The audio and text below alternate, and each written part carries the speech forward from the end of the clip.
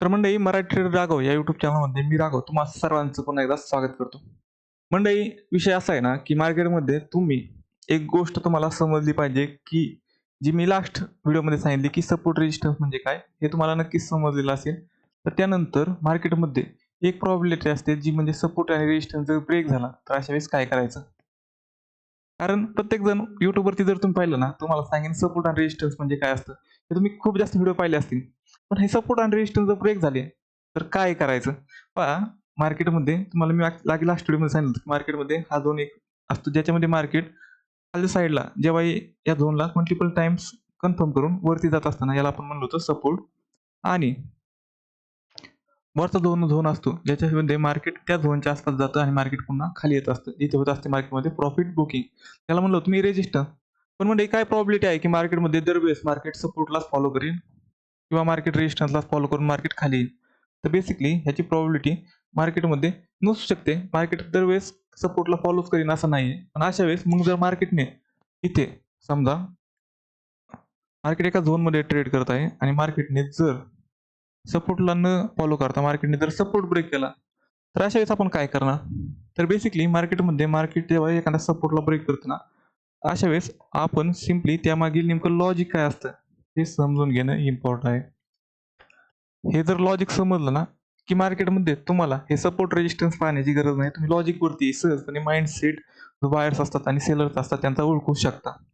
तर हा माइंडसेट आज मी तुम्हाला शिकवणार आहे. त्यामुळे तुम्हाला हा व्हिडिओ शेवटपर्यंत पाहायचा आहे. असा माइंडसेट शिकवतो की युट्यूबवरती कोणीही शिकवलेलं नसेल. तर टॉप क्वालिटी कंटेंट आहे. त्यामुळे आजचा व्हिडिओ शेवटपर्यंत पाहायला विसरू नका. तर बेसिकली मार्केटमध्ये जेव्हा एखादा सपोर्ट ब्रेक होतो अशा वेळेस काय होतं तर त्याआधी आपण पाहूयात सपोर्ट म्हणजे काय असतं आणि सपोर्टवरती काय होतं.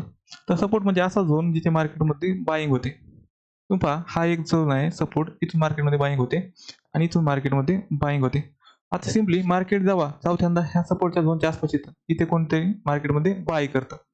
पण अशा वेळेस काय होतं त्याने बाय केलं ना की अशा वेळेस मार्केट काय करतं मार्केट गपकन खाली गेलं की ह्या माणसाने समजा याने एखादा शेअर 100 रुपयांना बाय केला पहा आणि जर मार्केट गपकन खाली गेलं तो जर मार्केटमध्ये तो शेअर जर 80 रुपयांना गेला तर अशा वेळेस त्याला तिथे लॉस दिसतोय किती रुपयांचा तर 20 रुपयांचा इथे लॉस पाहायला मिळतो. अशा वेळेस जर 20 रुपयांचा लॉस पाहायला मिळतोय अशा तुम्ही सिम्पली एक लॉजिक लावा की त्या माणसाला आपल्या पोझिशन तर एक्झिट करायच्यात आणि कॉस्टमध्ये म्हणजे झिरो लॉस न घेता पोझिशन क्लोज करायचे. अशा वेळेस जर त्याला तो शेअर सेल करायचा तर तो शेअर किती रुपयांना सेल करावा लागेल.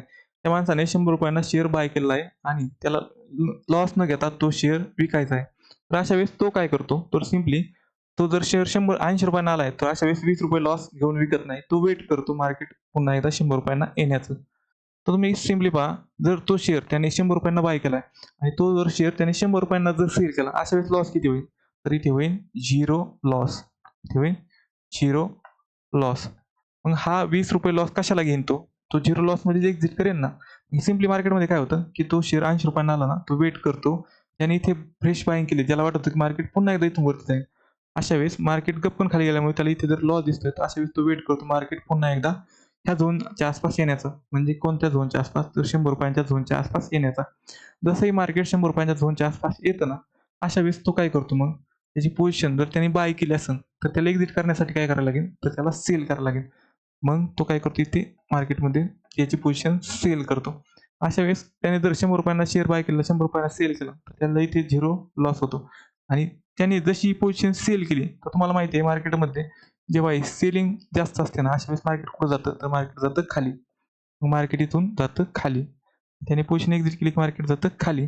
मग मार्केटमध्ये पोझिशन इथेच काय एक्झिट करतो तर याचं लॉजिक आहे मार्केटला त्याला एक्झिट करायचं कॉस्टमध्ये कॉस्ट टू कॉस्टमध्ये. त्यामुळे मार्केट जसं कॉस्ट टू कॉस्ट येतं मार्केट 100 रुपयांना त्याने बाय केलं आणि मार्केट खाली गेल्यानंतर लॉस दिसला की तो परत कॉस्टमध्ये आला की मार्केटमध्ये इथे तो एक्झिट करतो आणि सिम्पली जो सपोर्ट होता जो मार्केटमध्ये प्रिव्हियसली सपोर्ट होता तो मार्केटमध्ये बनतो आता रेजिस्टन्स.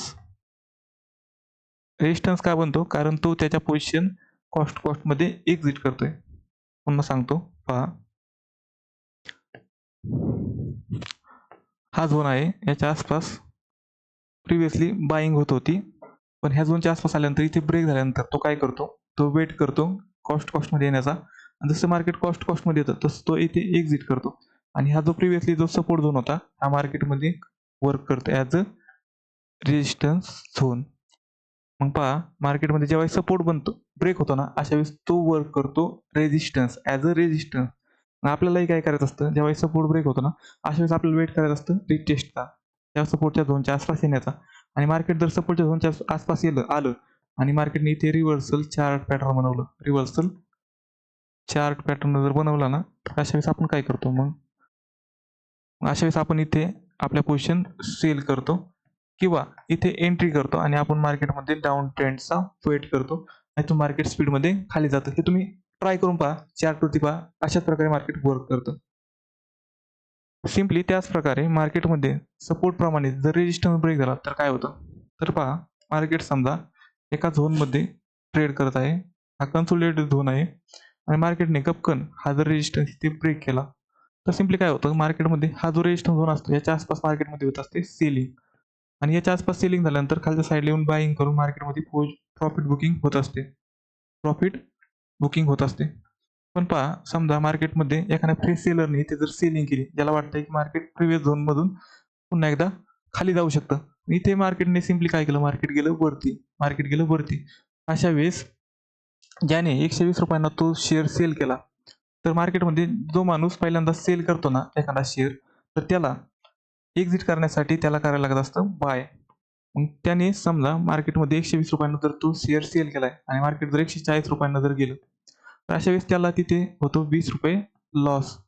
असा 20 रुपये जो लॉस असतो ना हा लॉस न व्हावा अशासाठी तो काय करू शकतो मग 120 रुपयांना जो शेअर त्याला जर लॉस व्हायचा नाही तर अशा वेळेस त्याला त्याची पोझिशन कॉस्ट टू कॉस्टमध्ये एक्झिट करायला लागेल. कॉस्ट टू कॉस्टमध्ये. मग अशा वेळेस कॉस्टमध्ये म्हणजे 120 रुपयांना जो बाय केला आहे तो 120 रुपयांना त्याला विकावा लागेल म्हणजे सेल करावं लागेल. अशा वेळेस 120 रुपयांना आसपास जसं मार्केट येतं मार्केट जसं 120 रुपयांच्या आसपास येतं ना पुन्हा अशा वेळेस तो काय करतो मग त्याने जे पोझिशन इथे सेल केल्या होत्या त्या इथे बाय करतो. आणि तुम्हाला जर माहिती आहे मार्केटमध्ये जेव्हा आपण एखादी गोष्ट मोठ्या प्रमाणात बाय करतो अशा वेळेस काय होतं मग इथे बाय केल्यानंतर मार्केट इथून जातं वरती. त्याचबरोबर नवीन बायर्स इथे बसले असतात की मार्केट वरती घेऊन जाण्यासाठी.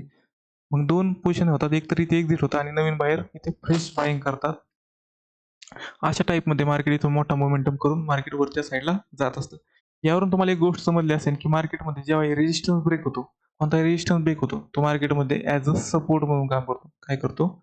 मार्केटमध्ये सपोर्ट म्हणून काम करतो. म्हणजे पहा रेजिस्टन्स जेव्हा ब्रेक होतो ना, तो मार्केटमध्ये सपोर्ट म्हणून काम करतो आणि जेव्हाही सपोर्ट ब्रेक होतो, अशा वेळेस मार्केटमध्ये तो रेजिस्टन्स म्हणून काम करतो.